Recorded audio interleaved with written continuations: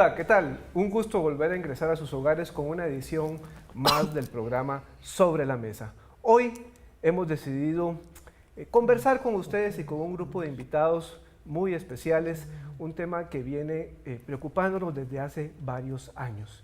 Los dos últimos años, el 2015 y el 2016, se presentaron como los más violentos en términos de nuestras tasas de homicidios. Pero queremos preguntarnos cómo está el 2017 y para dónde vamos. Por eso hemos titulado el programa de hoy Avances y retrocesos en el abordaje de homicidios. Marcela, para presentarnos a nuestros invitados, buenas noches, ¿cómo estás? Hola Daniel, efectivamente, precisamente para poder profundizar sobre un tema tan complicado, tenemos un panel de muy alto nivel. Para eso contamos con la presencia de don Michael Soto, jefe de planes y operaciones del organismo de investigación judicial. Buenas noches, gracias por la invitación. Un saludo cordial para ustedes. También contamos con don Rodrigo Campos Cordero, él es coordinador de la carrera de Ciencias Policiales y Ciencias Criminológicas de la Universidad Estatal a Distancia. Buenas noches, un gusto estar acá. Y también con don Max Loría, que es politólogo de la Universidad de Costa Rica, investigador de la Escuela Nacional de Policía y experto en temas de seguridad ciudadana y regional. Gracias por invitarnos y estamos aquí para conversar un rato. Yo quisiera empezar esta conversación señalando ya un dato que es muy conocido. El principal indicador de la violencia de cualquier sociedad se ha establecido como es el homicidio. Pero hemos visto, y aquí quisiera que nos apoyaran nuestros compañeros y compañeras de cámaras con el gráfico número 1 sobre homicidios. Advierto una tendencia muy importante, un quiebre en la tendencia de homicidios en este país que podrían empezar a darnos luces sobre hacia dónde estamos yendo. Porque he revisado las cifras y pareciera que los homicidios producto de causas como el crimen organizado son los que nos tienen con una mayor preocupación y son los que pareciera que están disparando las tasas en los últimos años. Entonces, ahí está el crecimiento de la tasa desde el 2011 hasta el 2016, y para poder contextualizar este gráfico y que nos ayuden a responder esa pregunta, quisiera escuchar a don Michael Soto. Claro, como se puede ver en el gráfico, Daniel, desde el año 2012 hacia la fecha venimos en una tendencia a la alza. Incluso este año, en el mes que ya llevamos, pareciera ser que el 2017 puede tender a subir un poco. Todo esto, cuando analizamos y disgregamos cada uno de estos datos, tienen en alguna medida importante, aproximadamente un 42%, que ver con el tema del ajuste de cuentas venganza. Y esto con el tema de criminalidad organizada o narcotráfico. Situación o tema muy preocupante que debemos estudiar y analizar, porque más que contrarrestarlo viene al alza. Y a pesar de que se han hecho detenciones importantes, se resuelve una cantidad importante de homicidios, pues siempre tenemos problemas en esa línea. Tal vez podríamos poner el gráfico 2 sobre también el porcentaje de homicidios del 2011 al 2016 para poder ver la tasa. Y en ese sentido, tal vez, Max, usted nos podría explicar por qué además es importante el análisis de las tasas de homicidios, ¿verdad? Y también para compararnos con respecto a otros países. Porque a veces cuando uno habla del tema de seguridad, la gente no entiende por qué este indicador es realmente, digamos, muy relevante de analizar. Sí, la tasa de homicidios en realidad es lo que llaman un buen indicador proxy, ¿verdad? Básicamente es el indicador que se usa para compararnos entre diferentes países y se calcula a partir de la cantidad de población en cada país. Por eso se habla de la tasa por cada 100.000 habitantes. Entonces, por eso decimos que si, qué sé yo, Honduras y El Salvador tienen una tasa de 60, 70, 80 y Costa Rica tiene una tasa de 11.4, es válido la comparación porque estamos tomando en cuenta la población diferente. Entonces sabemos que el problema de allá es mucho más grave que el de acá, que aunque bien explicaba Michael, viene creciendo, pues es un problema realmente menor si lo comparamos. Es importante por diferentes razones. La tasa de homicidios es un delito que se mide muy bien, es decir, es como más fácil llegar a contar los homicidios, ¿verdad? Y además se ha comprobado que se registra bastante bien, por lo tanto, y se ha comprobado que correlaciona con la mayoría de otros delitos, ¿verdad? Entonces, cuando crecen los homicidios, crece como el resto de delitos, y cuando bajan los homicidios, como que bajan el resto de delitos. No es exactamente así, pero es de los que más cerca anda por ahí. Por eso es que se utiliza la tasa de homicidios. En realidad, Yo diría que el éxito de una política pública o la situación de seguridad ciudadana en un país se mide por la tasa de homicidios básicamente, ¿verdad? Don Rodrigo, y en este contexto, pues yo quisiera, bueno, ahí tenemos las tasas, las personas estaban viendo el gráfico, tuvimos un momento donde pareciera que habíamos logrado bajar. Pues, ¿cuáles son las explicaciones que se podrían generar para decir por qué en determinado momento las bajamos y de repente empezamos a experimentar un crecimiento que nos preocupa? Sí, precisamente empezamos a darnos cuenta de unos años para acá, 2015 para acá, que Costa Rica no está tan aislada de este tipo de fenómenos como nosotros quisiéramos o como a veces por nuestra falta de experiencia en plantear cuestiones estratégicas de más amplio impacto como país, no hemos podido observar como a tiempo. Este fenómeno tiene incluso algunos antecedentes un poco más atrás. Las tasas empiezan a volverse inmanejables por ahí del año, o difíciles de manejar, digámoslo así, por ahí del año 2007, donde empieza una subida que luego en el 2012 tiene un pequeño Descenso. control, y descenso, descenso, pero no se consolida, sino que vuelve a retomar y vuelve a subir. ¿Qué pasa en esa época? Bueno, en esa época teníamos, Costa Rica entra en asuntos o mantiene asuntos de patrullaje conjunto, lo cual dificulta un poco el tráfico de ciertas sustancias por nuestros mares, y las policías están en un constante proceso de mejora, de profesionalización y demás, y entran en algunos cambios en donde parte de este recurso se distrae principalmente a la consecución de objetivos de un corte un poco más político. Eso deja algunos espacios solos, por así decirlo, y el crimen encuentra también un sector de población, un grupo de gente que está cada vez más dispuesta a hacer casi cualquier cosa para alcanzar los objetivos que la sociedad ofrece, aunque sea por otros medios. Y esto empieza de alguna manera a abrir ese espacio para que el crimen empiece a afincarse y a consolidarse en algunos barrios de prácticamente todo el país, en donde tenemos este tipo de cosas, y es ahí en donde las policías luego entran, intentan controlarlo, vemos la baja del 2012, pero es un fenómeno que excede por mucho la acción policial. Ellos, pues obviamente, hacen lo que les compete por ley, pero el tema va mucho más allá. Y las iniciativas que tenemos en términos de organización comunal todavía son bastante insuficientes para la magnitud del problema. Don Michael, en esa línea, si pudiéramos identificar un perfil de las personas que cometen homicidios, ¿cuál sería esa? Y si ha variado efectivamente, si antes del 2007 era un perfil distinto al que tenemos ahora, que podría, digamos, darnos algunas luces de por qué es que se mantiene, digamos, esa tendencia a la alza. Claro. Yo quisiera abonar, si me permite, un poco lo que, Sí, claro. lo que han dicho mis compañeros. El tema de las tasas es, según la Organización Mundial de la Salud, cuando También. excede 10, se convierte en una epidemia. Estamos en 11,8, el 16, como ustedes vieron en la gráfica, y ciertamente tenemos que generar algún tipo de acciones rápidas para tratar de contrarrestar esto.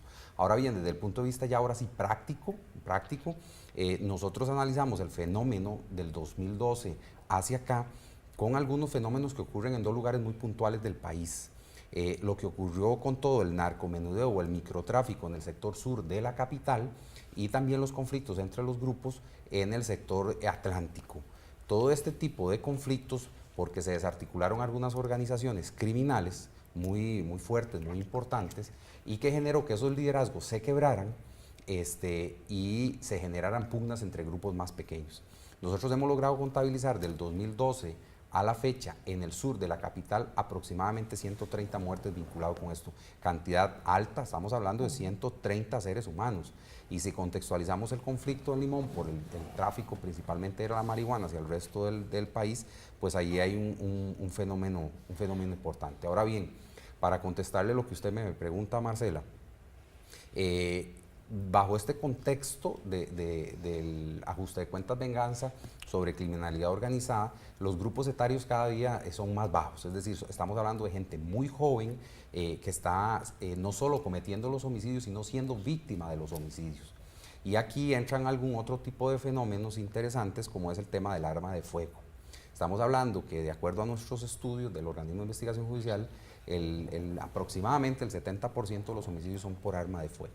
Entonces, cuando usted suma esas dos variables, arma de fuego, muchachos jóvenes, crimen organizado, ahí usted ya puede ver un problema bastante más amplio, que pues más adelante en el programa podríamos analizar cuáles son esas posibles medidas de solución desde el punto de vista policial, desde el punto de vista de las políticas públicas, que podríamos abordar pues para tratar de contrarrestar un tema que no es para nada sencillo ni fácil de resolver.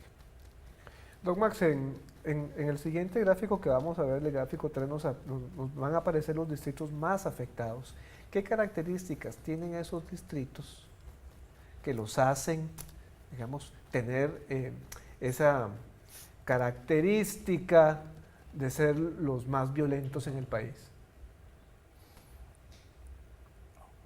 En general, siempre, digamos, las tasas más altas han estado en la zona atlántica. La tasa más alta del país es la zona atlántica, don Michael, la tasa. Efectivamente, ¿verdad? sí. Ahí Si está vemos- en la pantalla. Sí, es el Limón, creo que es el distrito más afectado. Sí. Limón Central. y los otros distritos que vemos afectación, creo que esos son datos del 2015, posiblemente hay un cambio Hay con una el variación. 2016, ¿verdad? Pero me imagino que seguirán siendo los otros distritos de la parte sur, de De San José. de la capital, ¿verdad?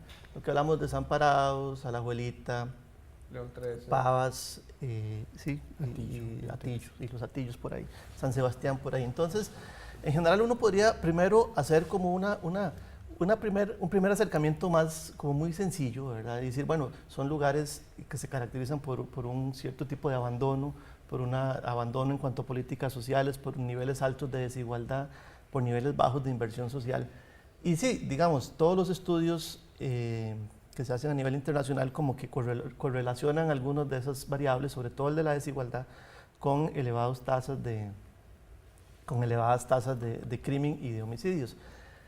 Pero además, lo que estamos viendo es algo que, digo, yo estoy de acuerdo con esa parte, porque pero eso es solo una parte, y cuando uno ve las políticas tiene que ser como más completo, ¿verdad? Esa es una parte de la política pública. La otra parte es que ahí, y cuando uno ve los datos y los asocia sobre todo a la presencia de crimen organizado, entonces tiene que pensar que son zonas en las cuales no solo tenemos esas características de atraso social, sino también de alta presencia de criminalidad organizada, y eso significa que hay algunas bandas con cierto poder, con cierto dominio territorial en esas zonas. Lo otro que se sabe en todo el mundo es que la delincuencia en realidad está bastante focalizada. Digamos, del total de homicidios uno podría decir que más de la mitad se cometen o más todavía en pocas zonas y en pocos distritos. Entonces, de nuevo, está como, porque digo, lugares con alta desigualdad y con escaso desarrollo social, tenemos muchos más en el país. Por ejemplo, la zona sur del país es tal vez la que más atrasada está. Tal vez, Max, podríamos hacer una pausa y ahorita continuamos. Vamos a hacer una pausa acá sobre la mesa, ya regresamos analizando el tema de los homicidios en Costa Rica.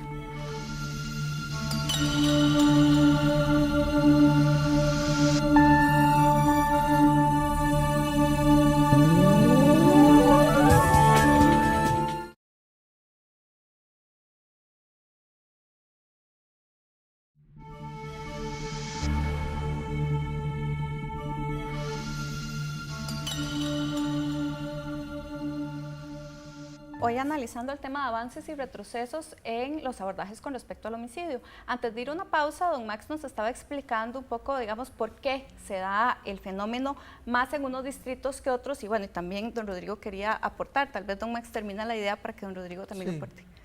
Sí, yo estaba diciendo que hay una serie de variables combinadas, digamos, por supuesto.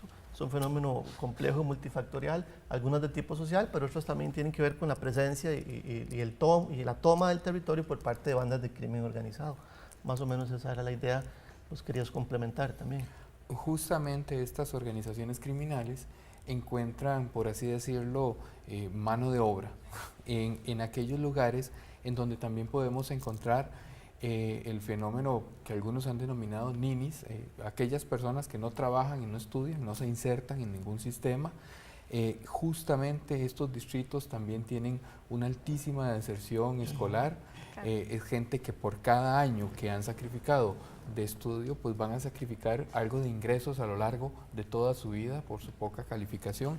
Y también son regiones donde en algunas de ellas, Pavas, San Sebastián, donde registran altísimas tasas de embarazo en adolescentes. Y ya ahí tenemos una serie de chicos que van creciendo, primero siendo hijos indeseados o no deseados, en manos de personas que aún no tienen toda la madurez ni las herramientas para brindar esas herramientas. ¿Y cómo se insertan? Bueno, con lo que puedan.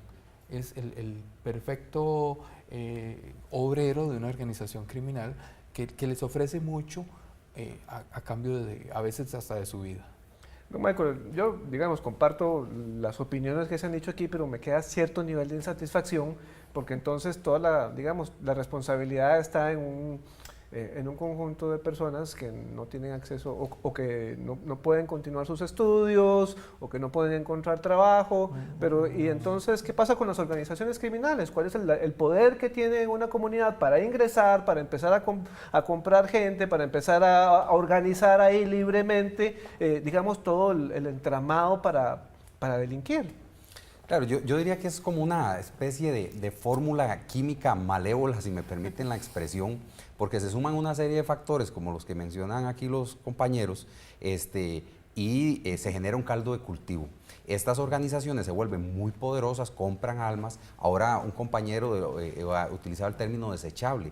Prácticamente algunos componentes de la organización son desechables. Entonces, esa lucha o ese control, perdón, de territorios, donde las personas que viven en esos territorios son reclutadas, se vuelven desechables en el sentido de que o son detenidas por la policía por cometer algún delito grave o son asesinadas efectivamente y se convierten en números o estadísticas más, pero ese control que hay es una suma de todo este tipo de circunstancias que se genera caldo de cultivo y que inclusive se va ampliando.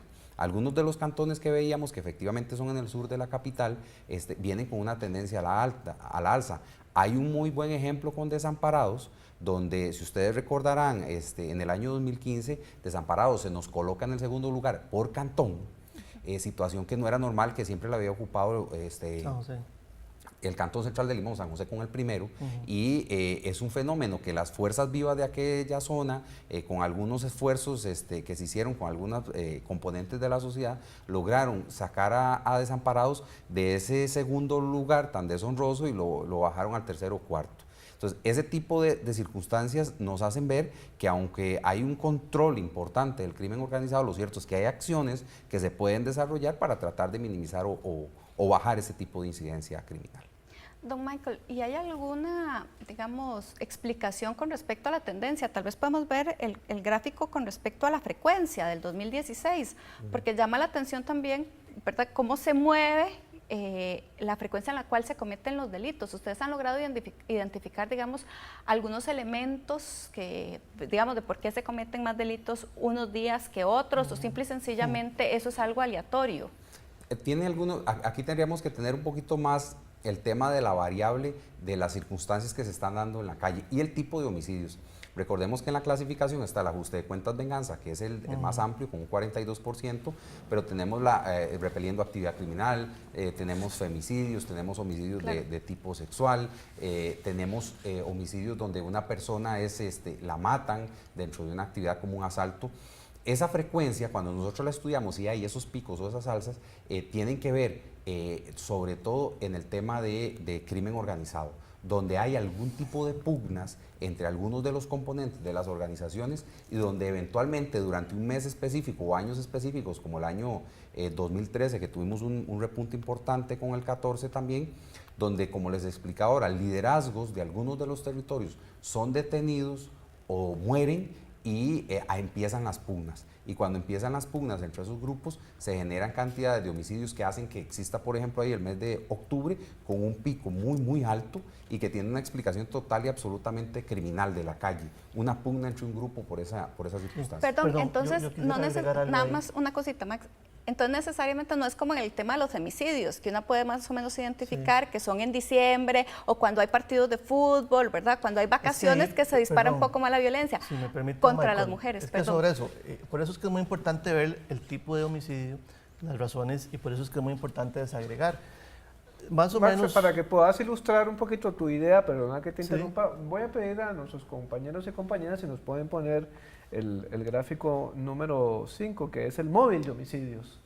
Sí, porque, digamos, hay algunos que tienen una explicación diferente, que es la que dice don Michael, y tiene que ver más a veces hasta por la misma intervención y la respuesta policial, que mueve las bandas. Pero otros son los que se llaman homicidios por convivencia, ¿verdad? Que es, por ejemplo, las riñas o los casos de violencia doméstica. Hay quizás más, porque tenés atravesado, tal vez no lo puedas apreciar, pero para las personas que están en la casa, el 53% en la parte roja, ¿verdad?, de los homicidios es por ajuste de cuentas. Sí, pero teníamos esos los últimos años donde los datos de crimen organizado han subido, pero lo normal en el país era que se distribuyeran más o menos mitad y mitad, ¿verdad? Teniendo porcentajes muy altos de riñas, de violencia doméstica, de problemas inclusive entre gentes que se conocía, y la forma de resolver el conflicto terminaba siendo el homicidio. Y ahí sí juega mucho lo que decía doña Marcela. Ahí hay variables sobre las cuales el Estado podría afectar y que tienen que ver con la frecuencia estadiaria, dos en particular. Especialmente el consumo de alcohol. Especialmente el consumo de alcohol, y por eso los días viernes, sábado y domingo son días que se disparan, o cuando juegan los partidos, cuando gana la abuela, cuando ganaba la abuela, ¿verdad? O sea, han disminuido. Sí, el consumo de alcohol, y la otra es la presencia y la proliferación de armas de fuego y las capacidades para resolver de manera pacífica los conflictos. Son variables sobre las cuales podríamos actuar. En muchos lugares, por ejemplo en Colombia y en Brasil, un mayor control del consumo de alcohol ciertos días y de las armas han logrado disminuir los homicidios a la mitad, por ejemplo, cuando son por esa forma de convivencia, ¿verdad? Don Michael quería decir algo, pero además tenemos el móvil de homicidios para el 2016, porque estábamos viendo el del 2015, también para ver cómo ha variado. Don Michael. Sí, tal vez para contradecir muy respetuosamente a Max en una línea. Ciertamente cuando analizamos los años, la primera década del 2000 y los años 90, el tipo de homicidio que ocurría era un homicidio diferente. Y cuando ustedes ven ahora ese cuadro, bueno, ahí sale un 53%, el otro tipo de móvil se mantiene muy estable en el tiempo.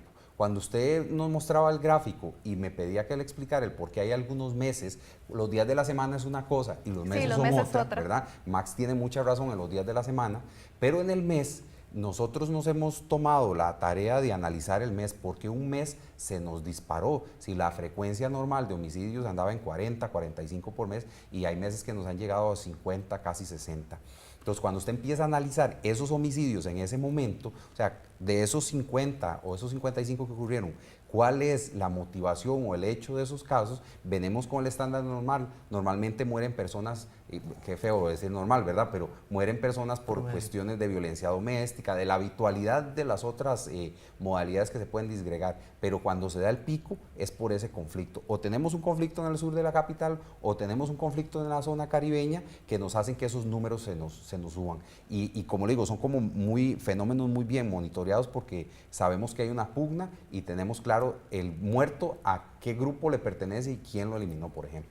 Don Rodrigo, hemos hablado aquí sobre las causas, hemos identificado causas sociales, causas estructurales, motivaciones, pero ¿y la institucionalidad del país también no es una causa? La capacidad de respuesta. Estoy haciendo esta pregunta para provocar a dos tomadores de decisiones, uno que está en puesto de gobierno y otro que también ha estado, ¿verdad? ¿Y la institucionalidad de este país también es responsable de eso?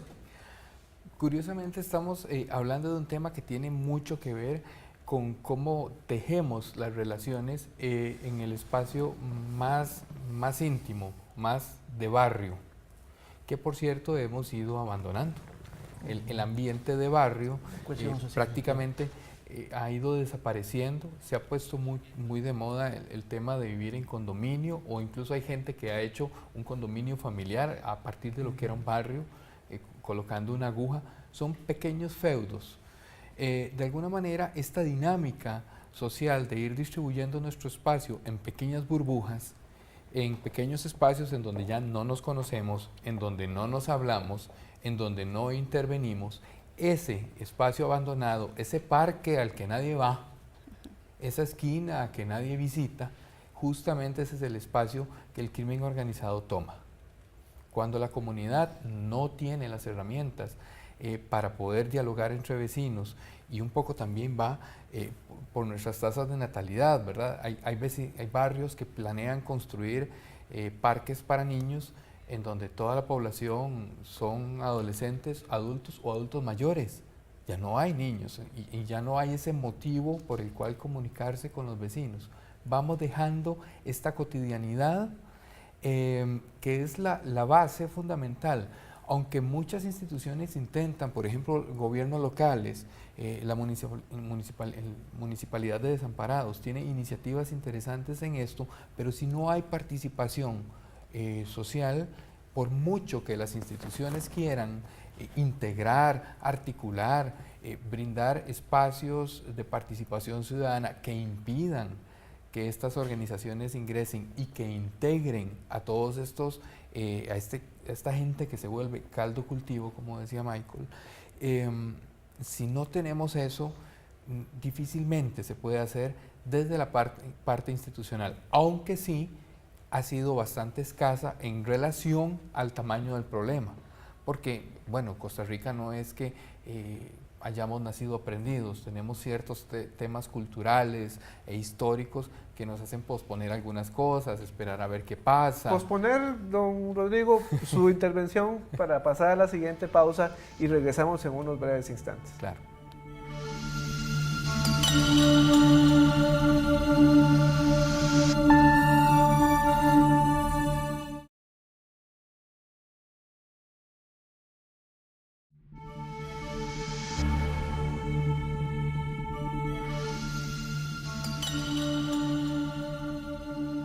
Estamos conversando hoy con todos y todas ustedes sobre este problema que nos viene preocupando desde hace varios años.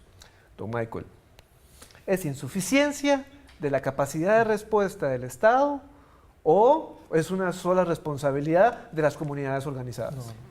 Claro, tema interesante, tema si se quiere hasta polémico y uno es parte de la institucionalidad sin duda alguna. Aquí habría que analizar cuáles son las causas por las que se generan ese tipo de homicidios o toda esta problemática, por qué los homicidios vienen subiendo y no desde el punto de vista policial como les hablé ahora de las diferentes móviles, sino habría que analizar qué han hecho otros países que tienen instituciones para tratar de contrarrestar y minimizar esto. Porque ciertamente yo creo que el problema no es ni policial ni judicial, hacemos lo que nos toca. Y yo le digo una cosa, en algún momento alguien cuestionaba, bueno, ¿cuánto resuelve el organismo de investigación judicial de homicidios? Bueno, resolvemos aproximadamente un 70%. ¿Es un número alto o es un número bajo? Si lo comparamos con otros países, estamos hablando que, por ejemplo, el FBI, para tener una policía desarrollada de referencia, resuelve un 61% y nosotros resolvemos casi el 70%. Y si vemos la región centroamericana, pues tenemos de las resoluciones más altas. Sí. Pero el problema no es ni judicial ni policial. Yo creo que el problema es una cuestión de integralidad. Y cuando hablamos de institucionalidad, aquí yo me meto en el paquete con todo el mundo, ¿verdad?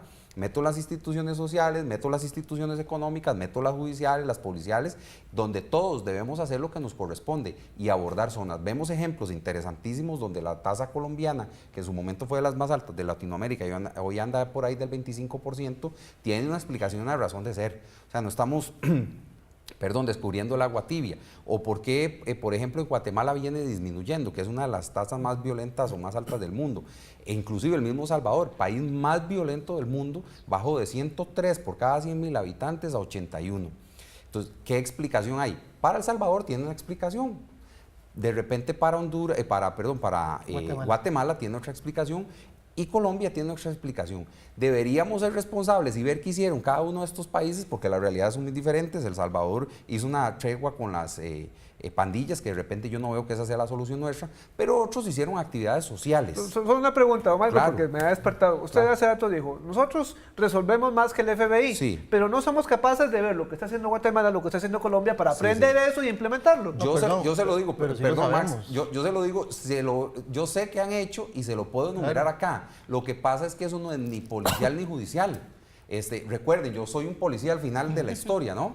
Y uno tiene un deber, la Oficina de Planes y Operaciones del OIJ tiene que hacer inteligencia prospectiva, es decir, qué ocurrió en otros lugares para evitar que eso ocurra o para prepararnos que eso ocurra. Y entonces es algún tipo de medidas, y el ejemplo quizás más importante es el colombiano, donde la solución no fue ni policial ni judicial, ni meter más gente a la cárcel, ni detener más personas. Es un tema de política pública en el cual todos, la policía también, debemos meter la mano y resolverlo. Y como le digo, yo conozco porque he leído, aquí don Max comparte mucha literatura, también Rodrigo, y leemos y vemos que hay medidas que se podrían tomar, y las podríamos enumerar y analizarlas aquí. Habría que analizar la idiosincrasia costarricense para ver si eso funciona aquí. Si usted dice, El Salvador bajó de 104 a 81, bajó un montón. Pero esa medida paliativa que tomaron es una buena solución, hacer una tregua con las pandillas, con la MS-13 o la Barrio 18. Tendríamos que analizarlo. Lo cierto es que, de acuerdo a nuestra idiosincrasia, de acuerdo a nuestra realidad, vivimos en el lugar, uno de los lugares más violentos del mundo. El 33% de los homicidios del planeta ocurren en esta franja. Tenemos de los países más violentos del mundo sin conflicto bélico. Y tenemos que buscar soluciones. Justamente no solamente estamos en esta región, sino que aquí, en comparación con otros continentes, en América Latina los homicidios con armas de fuego tienen un porcentaje aún mayor que en África, por lo menos de la parte sur de África, que es donde se tienen datos. Y algunas zonas sumamente conflictivas del planeta, donde hay incluso conflictos armados. Eso pues también tiene un poco que ver con qué tipo de legislación se va impulsando, lo relacionado con las armas, que don Max pues ha estado muchísimo en el tema y otras cosas. Sí. Yo quisiera volver un poco a lo que don Daniel nos quiere llevar, que es el tema de las políticas y las cosas que sabemos que funcionan y no funcionan. Lo primero que hay que decir es que sí sabemos bien qué funciona en otros países, ¿verdad? Hay muchos estudios de buenas prácticas y en este país recientemente hay mucha gente muy profesional, vemos el caso del OIJ, metiéndose en el dato, desagregando, estudiando, analizando con mucho detalle. Y eso es lo primero que necesitamos hacer, necesitamos mucha precisión en el dato. ¿Por qué? Porque la política es diferente, por ejemplo, para enfrentar los crímenes de crimen organizado, los homicidios de crimen organizado, a los homicidios de los que llamo yo por convivencia o por falta de capacidad de resolver los problemas. Para enfrentar el crimen organizado necesitamos ahí tal vez una policía más técnica. No digo que la nuestra no sea técnica, pero alguna especialización para enfrentar, por ejemplo, el Poder Judicial está especializándose en una rama del OIJ específica para el crimen organizado, un cuerpo que se iba a crear. Pero además mejor legislación también. Está pendiente la ley de extinción de dominio, que era una ley que había venido proponiendo creo que el diputado Antonio Álvarez, y había cierto consenso ahí, está pendiente de aprobar y es importante que se apruebe por ahí. Pero también por el lado de los crímenes de convivencia, y de la solución pacífica a los problemas. El control de las armas de fuego es muy importante, el control de la venta de alcohol es muy importante. Y algo de lo que nadie habla en este país y que es importantísimo, la familia. El principal factor protector, hablaba un poquito ahora Rodrigo, el cuidado, la supervisión de los niños, de los jóvenes, la permanencia en el sistema escolar, hasta los mismos valores que podemos transmitir de la familia, está estudiado en los estudios de seguridad ciudadana, que es el principal factor protector desde las políticas de cuidado que en el gobierno anterior se impulsaron con alguna fuerza, hoy un poco venido menos, ¿verdad?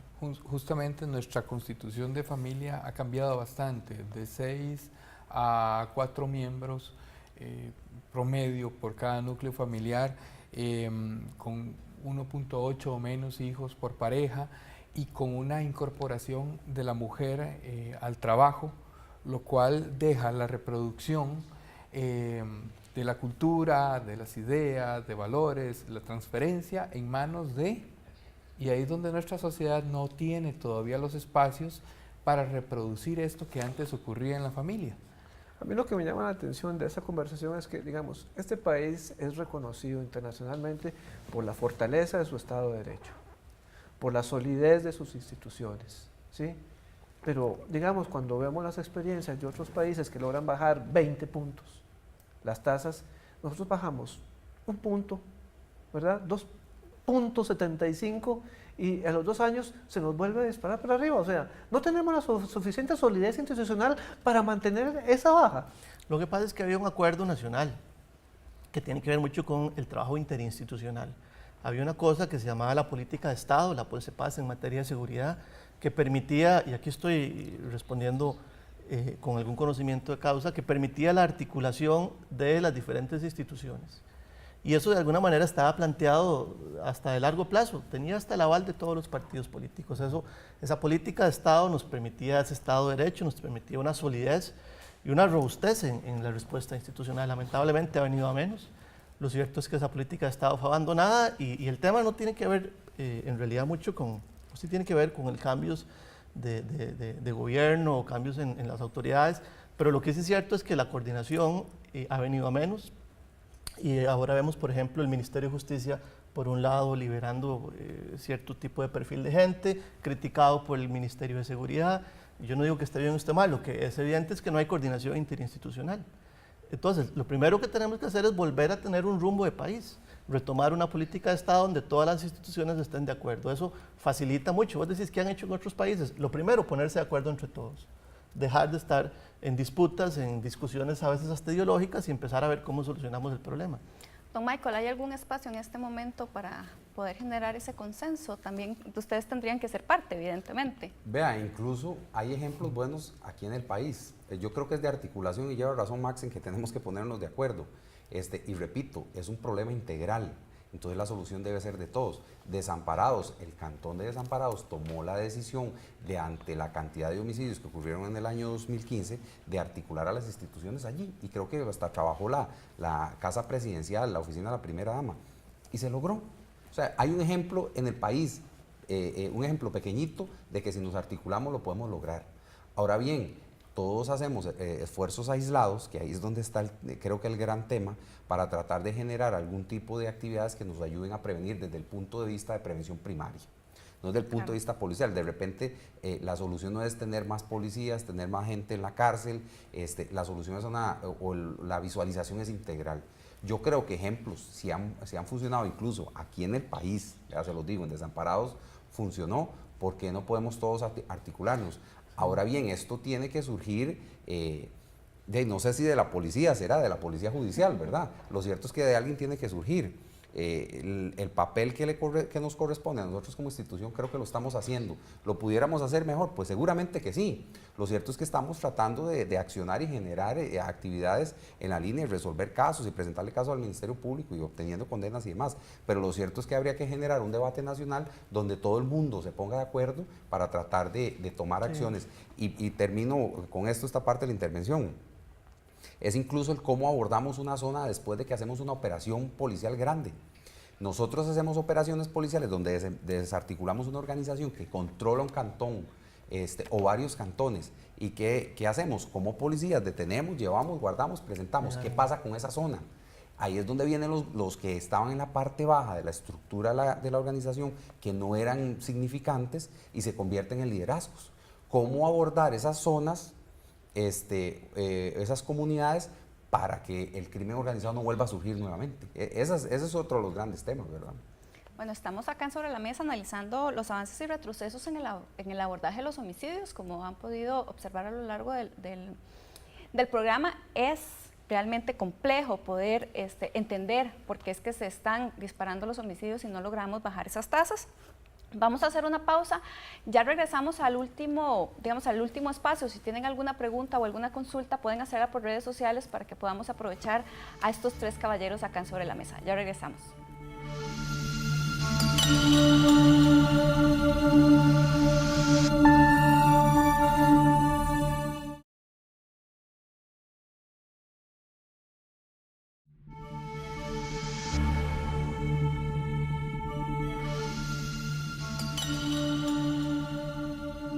Regresamos a Sobre la Mesa, analizando el tema de avances y retrocesos en el abordaje de los homicidios. De hecho, ahora en la pausa teníamos una discusión interesante y yo quería hacer también esa pregunta precisamente a don Michael. Es el tema de las armas. Hay un gráfico que no hemos todavía utilizado, que es el tipo de arma, que tal vez lo podemos poner, el gráfico 7, y cuando nosotras, vemos el tipo de arma que se está utilizando, ¿verdad? Tenemos la pistola, tenemos el revólver y tenemos el fusil de asalto. Cuando digo, ¿cómo que se cometen con fusil de asalto en este país? ¿Verdad? Que yo creo que hay como un mito con respecto a que no hay tantas armas y cuando se cometen homicidios, ¿verdad? O casos como los que pasaron en Liberia, se disparan los comentarios de lo que tenemos que hacer como sociedad es armarnos, ¿verdad? ¿Cuál es la relación efectivamente que se da entre el aumento de los homicidios y la presencia de armas de fuego?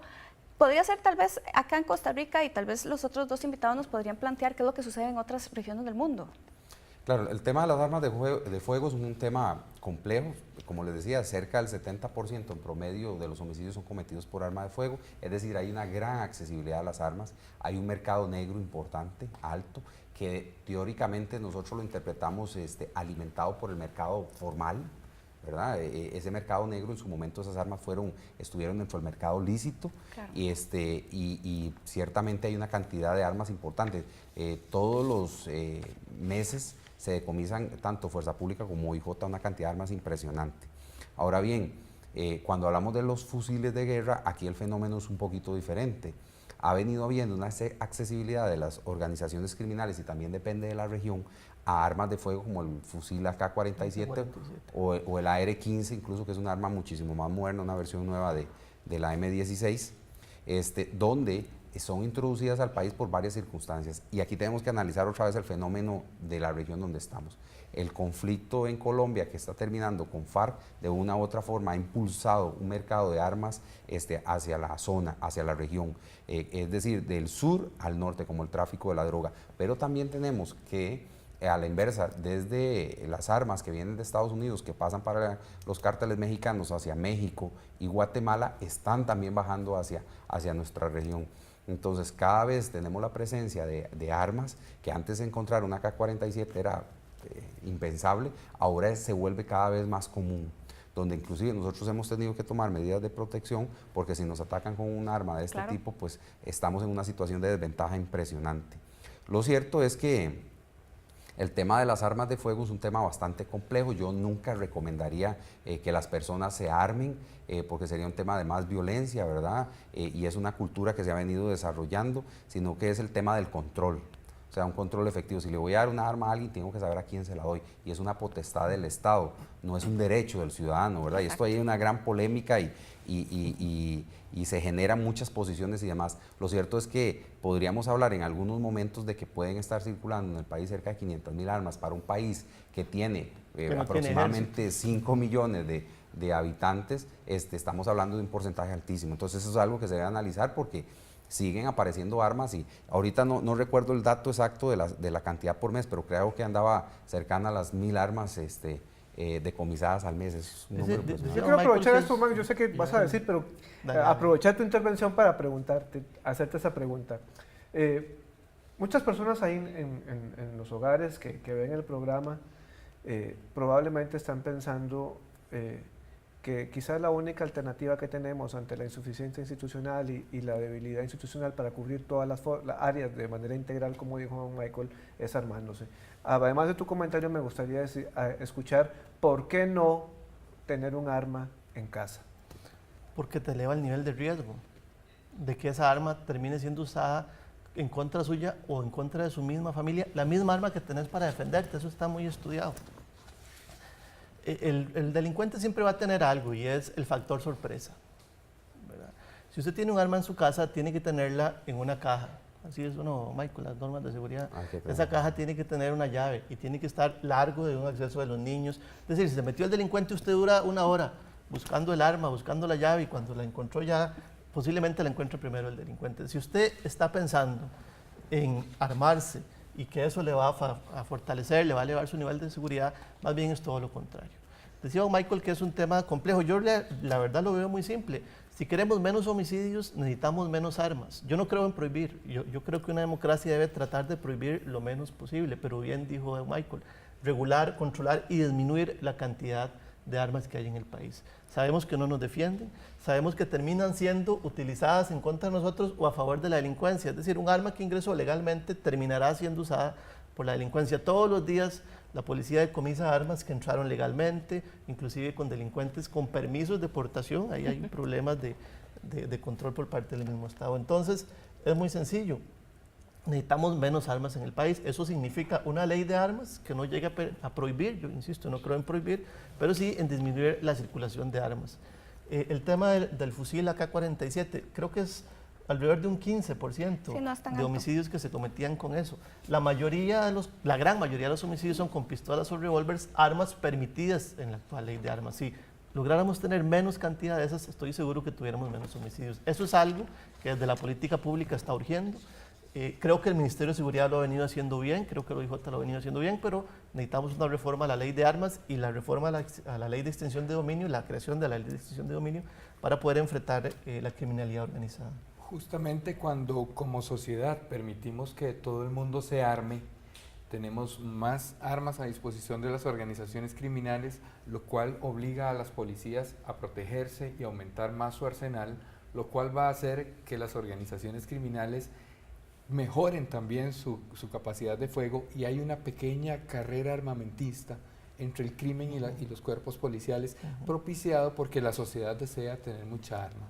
Por eso es que ahí hay que, de alguna manera, controlar el asunto muchísimo mejor, porque si no, todos nos vemos envueltos en esta espiral y tarde o temprano podemos ser incluso víctimas, daños colaterales, que ya los tuvimos muy marcado, principalmente en Limón, pero que nos puede ocurrir en cualquier momento. Yo no estoy tan de acuerdo con la afirmación de Max que las cosas se hayan venido haciendo bien. Si las tasas de homicidios se siguen disparando y el uso de armas se sigue disparando, pues no todas las cosas se están haciendo tan bien, ¿verdad? Pero sí me gustaría escuchar también que otras cosas, además de un fuerte control al flujo de armas en el país, requerimos para mejorar lo que don Michael ha venido diciendo. Vea, cuando vemos ejemplos, y para enumerar algunos, es justamente lo que han hecho otras sociedades para bajar esas tasas. Y eso son el abordaje a las comunidades con algún tipo de actividades muy precisas y muy concretas.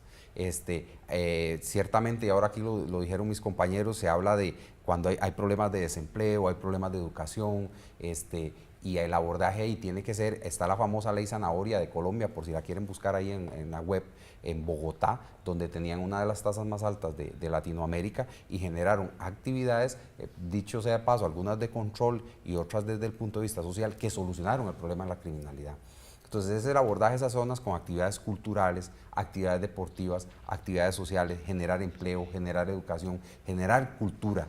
Eso se van recuperando espacios, usted ahora decía, hablábamos de las esquinas y los parques que decía Rodrigo, es el tomar el control, el Estado de esos lugares, no dejárselos a los delincuentes. Ese tipo de actividades son las que han funcionado, las que han hecho que las tasas bajen. Entonces, ahí tenemos que tener una articulación, ahora sí todos, de hacer ese abordaje. Y repito, en Desamparados hicieron algo de esta forma y funcionó. O sea, funcionó aquí en Costa Rica.